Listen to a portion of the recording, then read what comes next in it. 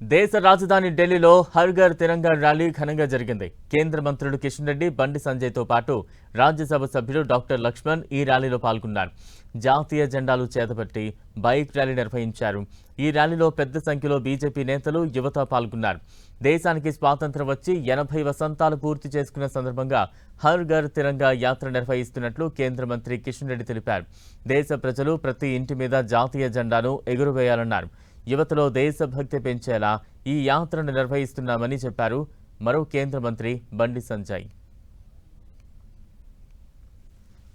కులాలకు అతీతంగా, మతాలకు అతీతంగా, భాష, వయస్సు సంబంధం లేకుండా, రాష్ట్రాలకు సంబంధం లేకుండా ప్రతి ఒక్క భారతీయుడు, ప్రతి ఒక్క యువత, ప్రతి ఒక్క ఆడబిడ్డ, ప్రతి ఒక్క విద్యార్థి ఈ హర్ ఘర్ తిరంగా కార్యక్రమంలో మీ ప్రాంతాల్లో పాల్గొనాల్సిందిగా మనవి చేస్తా ఉన్నారు.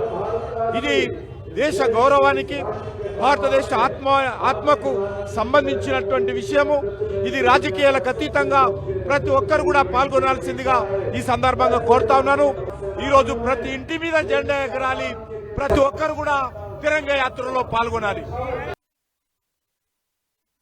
ప్రజల లోపల ఒక ఆలోచన కల్పించడానికి, ముఖ్యంగా యువత లోపల దేశభక్తి నింపడానికి ఈ హర్ ఘర్ తిరంగా కార్యక్రమం నిర్వహిస్తా ఉన్నాం.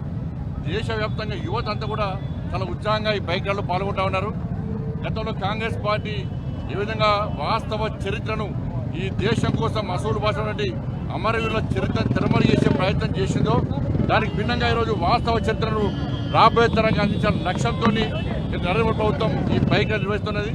కాబట్టి తప్ప ఈ ఢిల్లీలో కూడా ఇలా సాంస్కృతిక శాఖ నేతృత్వంలో ఈరోజు బైక్ ర్యాలీ నిర్వహిస్తున్నాం. అదేవిధంగా దేశవ్యాప్తంగా కూడా బైక్ ర్యాలీ నిర్వహిస్తున్నాం. 15th ఆగస్టు కూడా హర్ ఘర్ తిరంగా కార్యక్రమాలు విజయవంతంగా నిర్వహిస్తా ఉన్నాం.